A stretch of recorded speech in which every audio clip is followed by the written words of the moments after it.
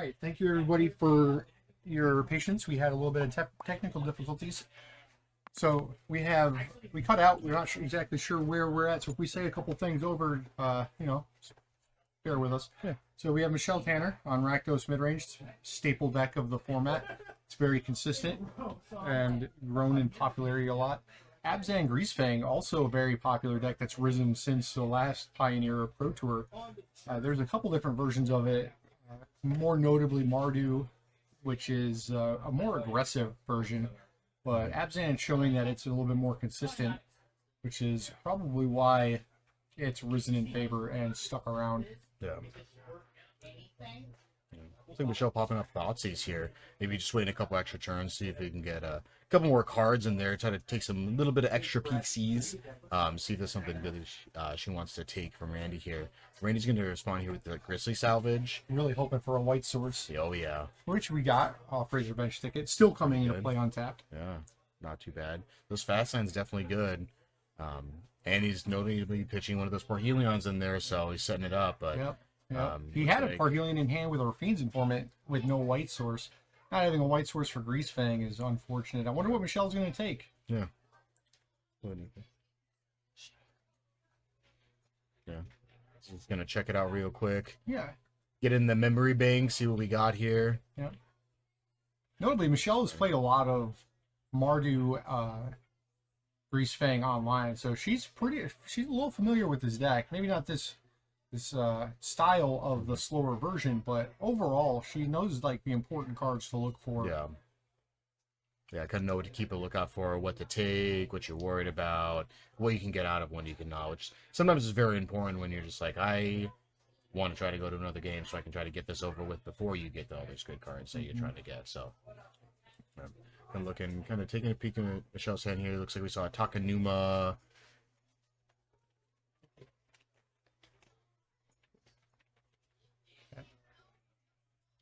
So it looks like she's going to take the Greasefang. No surprises. No surprise there at all. Don't really want to see Greasefang come out next turn. So, we're going to see Randy here. Not having double black or really limits the amount of things that he can do. Yeah. The Liliana not being able to cast here is kind of rough. He's going to snap off that Rafine's Informant. Maybe looking for that extra black. Not finding it, unfortunately. Just going to get that out of the way. Did find another Rafine's Informant, though, so... Yeah. So they do another dig here next turn. He could Grizzly Salvage using the Tomb and the Beseju to hit another land. Yeah. To be able to then use that land in the thicket to cast the Rafine's Informant. Yeah. But it's a slightly risky play, even though there's a lot of lands in the deck. Because if you don't hit that extra land, then you've spent your entire turn casting an instant. Yeah, not too bad. Shell sitting on forward. Did you see a Chandra Torture Defiance in her hand? And a Sheldred. Ooh, a Sheldred along with too. Takanuma and the black-red flip land. Yeah. What do you like better here? Are you thinking Chandra or are you thinking I definitely like Sheldred. Yeah. There's a lot of draw mechanics in Junkyard. But Michelle's opting for the added value of drawing an extra card every turn, essentially. Yeah. You get some extra mana too if it's really necessary. Yep. Bone Crusher. All right, can't cast that, so I'm going to take two. Yep. Michelle knowing that if she pluses, she's not going to cast whatever's on top of the deck. Yeah. So it was a plus knowing that you're going to be dealing two. Yeah, shocking. And then let's see if Randy decided to take the riskier line of play or just cast the Rafine Informant. Normally, if he casts the Rafine Informant, he still has another chance to draw a land, but it's a little bit safer. Less so now with Chandra in play because there's already an onboard removal spell. Yes. But keep in mind, with hitting land, if he hits another Overgrown or Razor Bench Ticket, then he wouldn't have been able to put into play untapped either. Yeah, it would have been tapped here. So he's thinking about the Overgrown Tomb here so we can get that double back from Liliana. Looks like he's going to snap off here. He's going to take that too. We'll be slamming that Rafine's Informant here just so we can get a body on the board and then get another draw. I mean, he drew two Parhelions already and he's got one in his yard, so... Can't stay away. It's big play. Oh, yeah. Yeah, definitely a good one. Back for the Greasefang next turn, so... If Michelle draws another Thoughtseize effect, then she could, if she minuses the Chandra on the Rafine's Informant, then Randy would have been able to just play a land and then cast Sky Sovereign Yeah. to kill the Chandra. But now with what Michelle has in hand, it's probably more likely he's just going to can't stay away the boss and bring the Parhelion back. Yeah, I'm coming in here. See what Michelle wants to do here. She wants to try to jam this, just shelter it out right here. If she wants to plus Chandra, maybe try to get an answer for something. I mean, Michelle's aware of these Skyship and the Liliana currently, but you know, not knowing that Greasefang's coming in to bring that Parhelion back, so she wants to do here.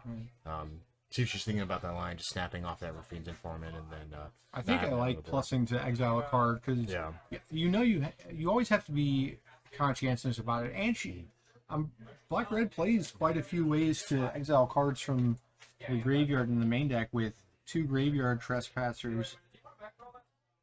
All right, dude. Thank you. Also, being able to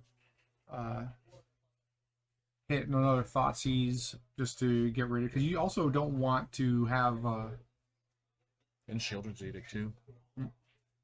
Children's Edict's a little bit less good just because that makes him sack. It doesn't really deal with the Greasefang, but Yeah. this is going to be a tough turn. Yeah, we'll see how this plays out here. That's it. It really shows the explosiveness of Randy's deck and about how resilient it is. Just one card without, an answer puts him so far ahead. Yeah. So Randy now being able to use Greasefang to get Parhelion back, which Parhelion has a crew of 4. I don't know if you know this, but Greasefang has a power of 4. So exactly 4. It's perfect. Since Parhelion now has haste, he can crew the Parhelion, attack for 5, make 2 4/4 flying angels also attacking, which is 13. Here. Yeah, we're just gonna see it. And they all have flying. And they all have flying. So Michelle's gonna say 12 here. 13 here. I forgot that the Parhelion's a 5/5, not a 4/4. So I'm gonna take some damage, and then one's going to Chandra actually. Looks like Randy's playing the safe route, knowing that if Michelle keeps Chandra around, it leaves more chances of drawing interaction for Greasefang. Yeah. Randy's still at a very healthy 14 life, though. Yeah. So Michelle goes back up to 11, draws a card. There's already another Greasefang in the grave, or another Parhelion in the graveyard. Drawing Blood Tithe Harvester gives her a chance at a redraw, but there's a Takanuma in her hand. So thinking about popping that off here to try to look for an answer. All it gets her back is Chandra, though. She's got to tap 3 for it, can't cast it. And then having 2 4/4 angels, knowing another Parhelion's coming next turn, makes it a little tough. Yeah. She drew a Kroxa. It's not really going to help here, so it looks like the game's probably going to come to an end next turn. Yeah, I'm probably going to wrap up here. Yeah. A lot of land draws from Michelle. I mean, it's got plenty of answers to be able to deal with it. It's just, you got to draw them. Yep. You got to draw them to be able to answer, so. And then we have Asika's Chariot in Randy's hand, which makes 2 cat tokens, but then once you get attacking with it, it starts making angels. So yeah. Michelle was put into a hard spot once Randy was able to resolve that 1 Parhelion. Well, Michelle often just get in here. That's really all that you can do. Yeah, I mean, I'm sure Michelle's very willing to trade 2 angels for her Shieldred. Yeah, that is a reasonable trade. Yeah, I know the viewers might not be able to read this Shieldred in particular because it's Phyrexian, but it has Death Touch, and when 2 4/4s block 4/5, all it takes is 1 damage each to kill it, and then Michelle is still alive. Yeah, let's see. It's going to see a replay last turn. Just go to combat. Get the Bring back Parhelion, and then get in there for a bunch. I mean, 21 damage. Yeah.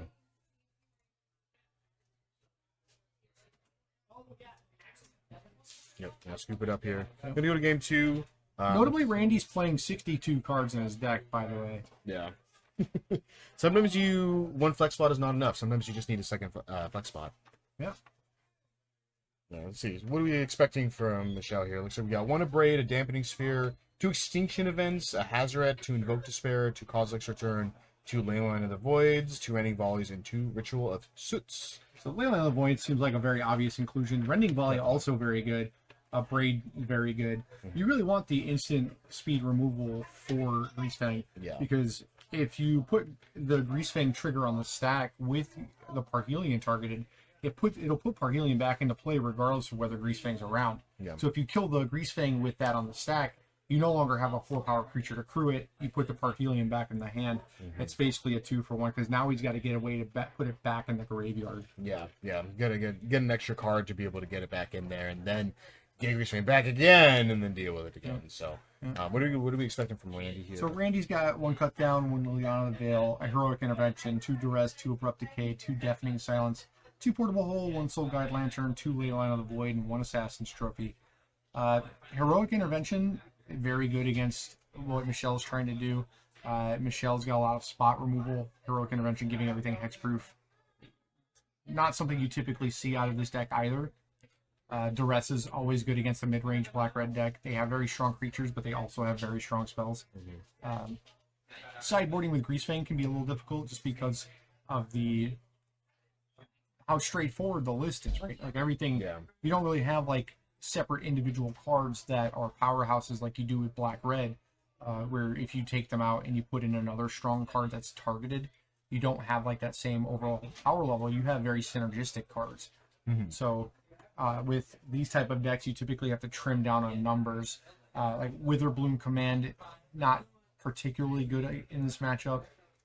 It does a job, but sometimes you'll need the interactive spells to do a little bit different, but still powerful different answers things. here. Yeah, it's kind of, you don't want to, dilute your game plan in order to have answers to things, because then your whole game plan's not working. Then Especially deck just against becomes mid-range. junk. Yeah, then it just becomes junk. Like, and more especially yard. against playing Rakdos Midrange, like, you can't afford to just sit there and do nothing, because all their cards just have a lot of inevitability. So Yeah. Then whenever you start 1-for-1ing against black-red midrange, you start falling behind a little bit, and then it doesn't feel too good at all. So it's like Randy's done sideboarding here. it looks like Michelle just put Hazard into her deck. Oh.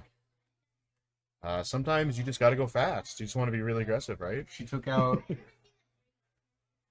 the Chandra from the new set. She took out one of the 4-drop Chandras.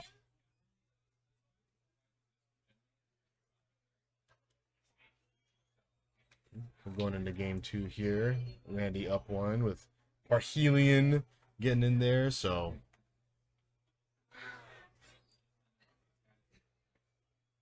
see how this game goes for Michelle here. I mean, there's also just sometimes, I mean, Michelle just may have infinite rule spells and just like Randy just can't do anything.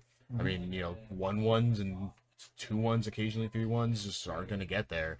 So Michelle with the Leyline of the Void. Notably, Leyline of the Void still very good against his deck because of the graveyard synergies, but the Abzan version plays the Seeker's Chariot, which is very strong on its own. yeah. Double Double Leyline. All right. Oh. I mean, that's not too bad. I mean, if you take a little peek, you can kind of see it in Randy's hand. There is an Assassin's Trophy in there, so you're probably going to get that here. So Honestly, I don't even think we need that. I think we probably want to take something else. oh yeah, Break no, the double Leyline, then we get a land out of it, and we still have a Leyline. Yeah. I think we probably want to take the Traverse here. Drawing a green source to get another basic land would help facilitate this deck a lot. I think if not that, I think we take the Seeker's Chariot. Yeah. That's really the only threat that he has that's very good. yeah. He's like hardcasting Parhelion's not very reasonable against this type of deck, and then Eskis Chariot is just get in there. It'll give you the tokens to be able to accrue right away. It's just Randy trying to get that green mana right now. He's just sitting on just only white and black mana and nothing able to be cast. So we'll see if Michelle wants to pop off. I mean, it does depend what she has in her hand. Maybe she does want to get rid of the Assassin's Trophy if she's got something she wants to stick around. But yeah, it looks like she's going to pop that off. She's not too worried about anything else. Satyr Wayfinder. Wayfinder, that does not produce green mana. It does cost green mana. One of the best cards in Pioneer, Blackleaf Cliffs. Black Beakers, that's a pretty good one. Ooh, I think we see a green here. Mana Confluence coming from Randy now. So he wants to pop off here. I mean, does he just want to try to get another land right away, or is he going to... I definitely think you roll just for Satyr Wayfinders? Wayfinder. Yeah. Satyr Wayfinder, casting it'll put 4 cards potentially in the graveyard and give you one of those back. Traverse, while it'll probably do the same thing, but having more cards in the graveyard and then potentially facilitating the other mode of traverse. While you still may get a basic land, it's always better to have more options. Yeah. Yeah. Looks like they're double checking to see if they go into the graveyard first. There are a couple of cards that do that, where they go into the graveyard first. I guess that's more of actually a newer thing. Like the They go- Witherbloom command. Yeah, yeah. It's only among the cards that were milled. So Seder Wayfinder, unfortunately, is not like that for Randy, so he's able to still get that land. Well, Looks like Michelle just has a grip of land. yeah. I mean, not too bad of, still not too bad of an opening. I mean, gives you a couple extra turns to kind of deal with everything. There's no Greasefang gonna come out this turn and just, you know, be dead within a turn or two. Yeah. So, but Randy getting ever so closer to that Essegus Chariot. That makes it more of an interesting choice. I'm really surprised she took the Assassin's Trophy over the Asika's Chariot now. Yeah. Now that we've seen her hand, Mhm. because there's not like anything particular that she's worried about getting Assassin's Trophy. Yeah.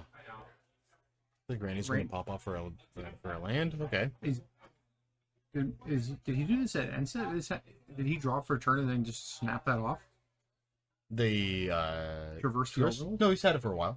Well, I'm saying, did he play? Is this his main phase? Did he draw something? No, yeah, I believe he drew and then he played Seder. He attacked with Seder Wayfinder and then main phase 2 he's casting that for a forest. Yeah. Let's see, cast a lock point here. Maybe Michelle drawing some spells here so we can get some action. Yeah, Drew some Michelle good. action. It's not bad. So I'll take 2. Which, funny enough, Randy didn't know Michelle's hand was all lands. Yeah. Yeah. I'm just gonna see Now we have the Chariot coming Asika's down. Chariot.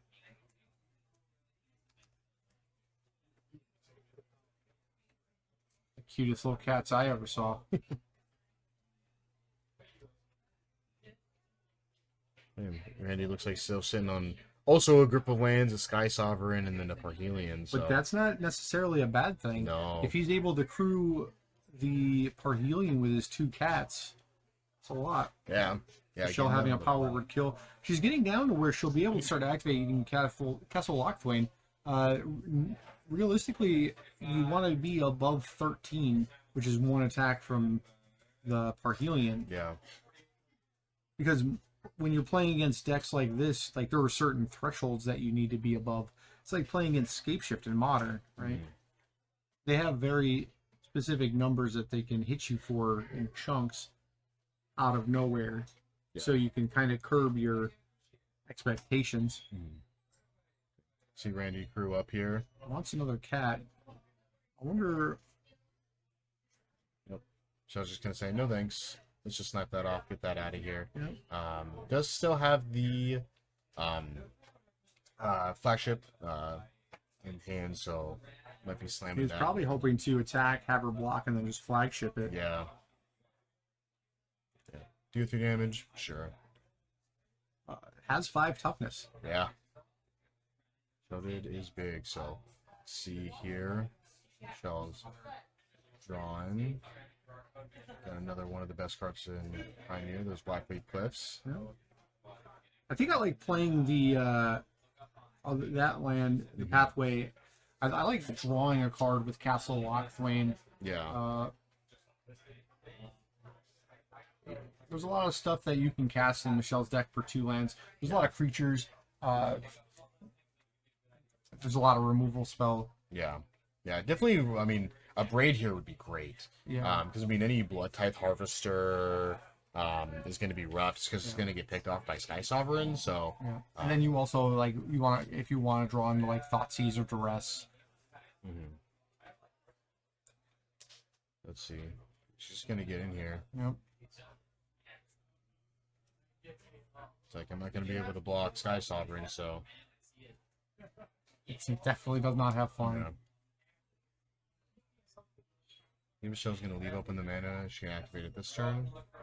Yeah, she's going to go ahead. Like, it's definitely good to try, because like I said, if you hit Duress and stuff, you definitely want to be able to do that while you're pretty much at parity. Plus, she lost 2 life, she gained 2 life from Shieldred, so it's basically a free roll if you're at 1 or less cards in your hand. Totally fine. Let me see. Was that a Fable that she drew? I didn't get to. Yeah. You know it's Blackleaf Cliffs and one other miscellaneous magic card. Looks like Randy drawing a Withered Bloom command here. Not really doing much. And give something -3, -1. Yeah, -1 is not enough to still kill Sheldred. So Especially with 3 too damage bad. from the Sky Sovereign. Yeah, it's definitely close, but so we just see lane from Randy. Still got a couple of turns here before he can actually cast more healing, and then an extra turn to be able to do that. So, see what Randy wants to do here. I mean, there's no permanence for him to destroy with it. So, see how he wants to play this out. There's the drain effect, but I don't think really that's doing much here. I don't think he's trying to race. I think he's just trying to get the board cleared. Yeah, definitely. I think he kind of just wants to pop that off, though. So wants to try to use as much of his mana as he possibly can in between the now and Sky Sovereign turn. Sorry, now and Orhelion turns. So he's definitely thinking about it. You got to make that decision now. That card is not an instant, so Which is wild. yeah. I believe all the other commands are, like, Lorehold is, the Prismari one is, Witherbloom Sorcery, Yeah. the Disrespect. Yeah. Can't believe it. Now the question is Randy looking to jam here, or is he looking to... Because, I mean, this is a race that he is not winning, so... Well, he could leave back the cat zombies to True Sovereign to block the Shieldred. Yeah. Oh, he's going to have Michelle Mill 3. And lose 2. Yeah. That is a very interesting choice, especially with a deck that runs Croxa. Because, like, if she mills a Croxa there, then it's literally untap. Like, Jam. play a Thoughtseize, play like a Jurassic Windows, and then just jam Croxa. It just seems really dangerous. Yeah, I mean, most of the black-red decks only run 1 anyways. Yeah. If you want to get the modes... Yeah. Yeah, if you want to do it. I mean, you can got once, right? Yeah. That is a Fable, looks like. So Fable looks like a Blood Crypt and then that Black Leaf. So, so probably going to see Fable slamming down here and want to get some more creatures on the board. Try to get this closed out. Randy's sitting here at 6, so we still got 2 more turns until Parhelion's coming down. So, Yeah. yeah. Another question really is here is if are we attacking with Sheldred or are we leaving her behind? Oh, I definitely like leaving her behind. Yeah, gaining 4 next turn is going to be big game here. Keeping 2 lands too, so you can just pitch them. Maybe looking to play them. Yeah, you can play 1. So by taking 2, she's looking to activate Castle Lochthwain. Wow. See pass here. It's like another Traverse Ulvenwald. Still doesn't have Delirium. No. I think he's going to be hard-pressed to getting Delirium in this game. Still pretty good. Like, I mean, Michelle still has 2 turns. The Parhelion doesn't have haste, not with Greasefang, not getting back to Greasefang, so they'll be able to play, but still dealing with that is going to be a big pain, so it's like Randy just trying to deck then, kind of casting some Traverses, just get those bases out of there. Draw some more action.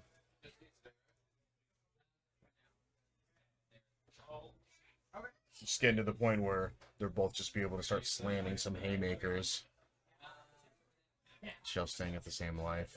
Castle Lochthwain in 1 card, drawing your 2nd card is good with Sheldred.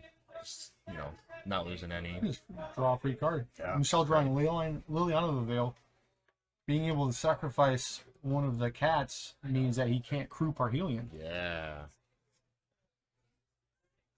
Also gains 4 life. I use more turns here. There's a Graveyard Trespasser in there too. Not quite as important right now with Double Leyline on the board, but it's more creatures. Just right. Bone Crusher. I believe that was milled from the Witherbloom command. The which one? Graveyard Trespasser? Yes. There's a the Bloodtithe Harvester is in her hand. What she drew, so get a good amount of removal here too. Yeah. I mean with Bone Killing Crusher both and cats. Lily now. Yeah, leaving nothing. I mean, there'll be a Parhelion next turn most likely, so She could cast all the cards in her hand. She can cast Bone Crusher Giant on a cat, She can play the Blood Tithe Harvester, then she can Liliana minus. She can actually, yeah, that's probably the best line. Yeah, there's no way you can jam everything. Yeah, because there's no way you can get both of the cats and the Sky Sovereign. So Randy probably going to crew before it dies. Yeah. So he has it available as a blocker. Yeah. Man, an extra removal spell here would be nice. Pop off that other cat and then hit the Sky Sovereign. Ooh, man. You're gonna see here the Blood Tithe Harvester.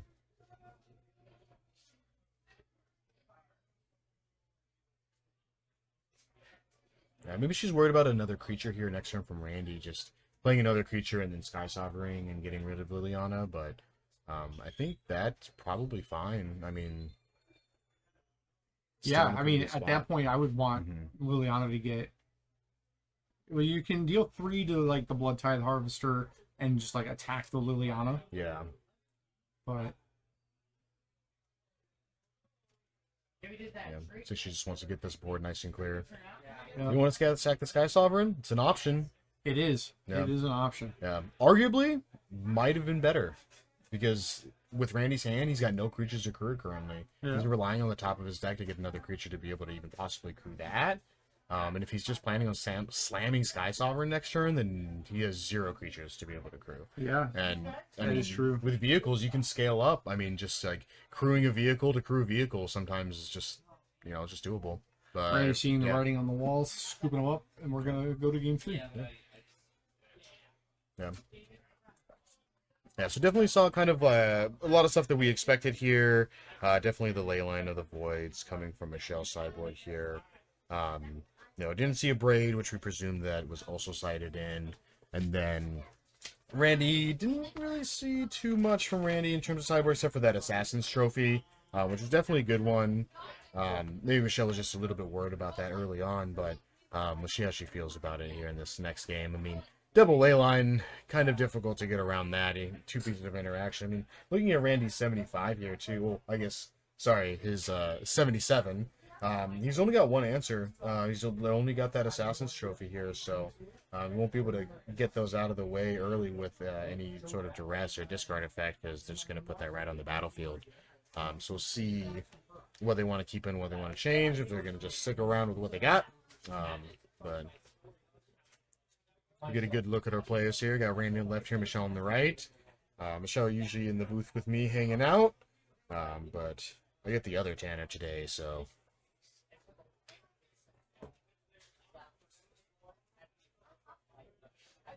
Randy taking a text break here. Want to hang out on his phone. Well, we're kind of standby here. Always like to bring it up. We get that Fishbowl tournament coming up in July, the CDH with Playing with Power, so definitely check it out on the TCS Rockets website. Yeah, definitely want to pre-sign up. Don't want to miss that one. That one's going to be cool. Let's see if we can take a peek at hands here. We got Randy, Thoughtseize, Parhelion, looks like a Chariot, Grizzly Salvage, Temple Garden, Razorridge Thicket. He's going to ship it. Probably doesn't have a Black Manison in there. I didn't see that last card, but that's what we're guessing here. Can't really cast Grizzly Salvage out that black to get those extra lands. Fill up your graveyard. Michelle looks like sitting on a couple of lands. Possibly Graveyard Trespassers are hanging out. There's a Hazard. She did put in the Hazard. Go for the Throw. That's the card that's hiding in there. Looks like she's going to keep it. She's going to keep that turn 2 Go for the Throw to try to snap off that Greasefang. I think comes down on turn 3. So Randy going down here. Got double Parhelion Salvage, Takanuma Forest Land, and the Grizzly Salvage. He's going to pitch a Parhelion, and he's going to keep this 6. He's starting off with another land. Overgrown Tomb, Temple Garden. What land is it? Bloomin' Marsh. All right, that's not too bad. All right, you see lands right here. And the Black Fucus, the Battle of the Taplands. Beans Informant from Randy. I don't know if he has a white source. Looks like he doesn't, so looks like he's looking to pop off Grizzly Salvage here at the end of turn. Maybe get a white source, or maybe get a Greasefang. We'll see what he wants to do. Just gonna jam here. There's Temple Garden, got that white source. Oh, double Chariot. All right, let's see what it'll take. Probably Razorridge Thicket. It's gonna come into play tapped still, which is nice. Doesn't have to take the 2 damage from the Temple Garden this next turn, so So we're going to draw here. Probably going to be jamming over Fiend's Informant here, getting rid of that poor healing that's in his hand, replacing it with something else. Yeah, that's what we're going to see him do. I'm going to draw here. There's Greasefang, that's pretty good. Porhelion. We get a counter. I think Michelle wants to... Thinking if she wants to pop this off right now. Probably wants to hold a little bit. I mean, just the capability of Randy being able to untap here and just slam Greasefang and then get in there is not too exciting. So we will see land pass here from Michelle, possibly. Leave open that go for the throat so that Greasefang's not getting through. Not getting that Porhelion into play. Yeah, you see tap land pass. No point in shocking here. There's no 1 mana card that she can play. There's no relevant 3 mana card that she'd probably want to bluff here. But Randy drawing Collective Brutality. So that's a pretty good one here. I mean, you can wait a turn. You can wait a turn to pop off that Greasefang. Kind of clear the way a little bit. Make sure it's not a spell. Michelle will get to draw an extra card, so he won't know what that extra card is. But we'll see what Randy wants to do here. If he wants to just go for broke, or if he wants to do it, he is getting closer to flashing back their reanimation spell to be able to get back Greasefang. Let's see here.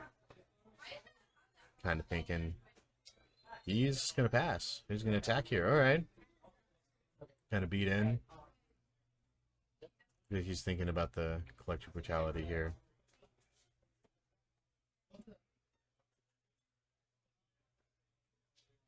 Do some quick math, Fingertrin. All right, Wither Bloom Command. Interesting. Okay, so he's opting to do that. Maybe looking for another land, maybe another black source. We could try to double, I guess. Yeah, now that he's attacked, he can give his own Fiend's Informant -3/-1. Yeah. Or just drain Michelle for 2. Either way. Drain. Yeah. Yeah, he's going to get a land here. He didn't get that extra black mana, so he's not going to be able to Collective Brutality this turn. Maybe he's looking to draw another black source next turn to be able to Collective Brutality, then Greasefang in the same turn. Well, he has Takanuma as well, which is a black source. Oh, yes, yeah. So he would be able to do that next turn, but... Michelle drawing the Leyline of the Void, though. Yeah. Not casting it. Yeah, send out some answers. So she's looking to be prepared for if Greasefang comes down to bring Porhelion into play, to not let him through have the Porhelion bounce and then back to square one. Yeah. Yeah, he does have that Collective Brutality, so he will be able to get that out of the hand if he wants to go with that play. I mean, maybe just playing Chariot here. Okay. Yeah, just going to slam Chariot. That's not too bad of here. I mean, you know, it is an artifact, so it won't get hit by Go for the Throat. But... Yeah, basically just time walking Michelle unless she wants to go for the throat or Fiend's Informant. Mm-hmm. Yeah, I mean, there's been a couple turns here where Michelle just kind of had to pass. I mean, there was just a couple turns with Greasefang, and, you know, the one turn that you don't leave up on that mana is just like, okay, we're in the clear, let's slam this Greasefang and get in there. It's the difficult part about playing against this deck is that it's a combo deck, but it also has a lot of very fair lines of play, too. Mm-hmm.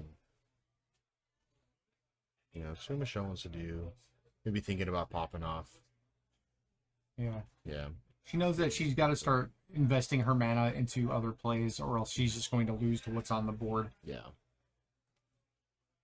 See next sure that Randy's going to play that Takanuma here for that extra black source, but see what Michelle has. She got a couple options here. I mean, we got Leyline, Sheldred, Liliana. There's the Hazard hanging out. Hazard probably not looking too good right now with the full grip.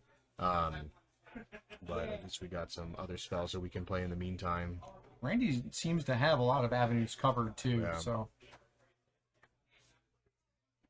Shell ticking down to make sure the Chariot won't be able to crew without some kind of outside assistance, which you get from Greasefang. Yeah. Doesn't really have an answer to, but there's only so much you can do, right? We'll see what Randy wants to do here. Drawing the Confluence. Now he's got 6 mana. Yeah. He's playing a little safe. I mean, he did have the capability of just Collective Brutality last turn and then just making sure the way's clear. Like, I feel like there's not enough instant speed disruption for you to be too worried about trying to go off this turn earlier, but we just wanted to make sure now. Got one less there, so... Yeah, no escalation from Randy here. Looks like he's just gonna want that pseudo Thoughtseize effect. So If he takes anything other than Hazard, he actually helped facilitating Hazard being able to attack. yeah, gotta check it out. Not that he can take Hazard with Collective Fatality. I believe it's instant or sorcery, non-creature. Yeah, I think it's non-creature. Maybe Randy just taking a peek. Oh no, it is just instant and sorcery. So yeah, just whiffing. Just gonna slam Greasefang here.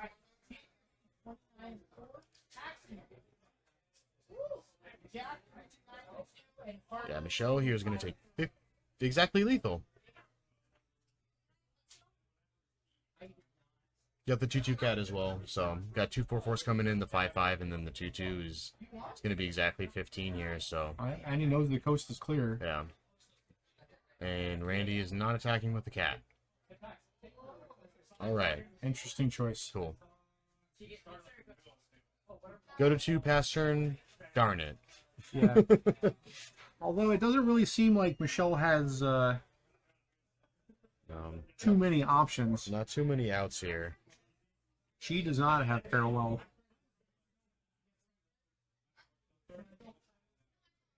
So, let's see what we're gonna do here.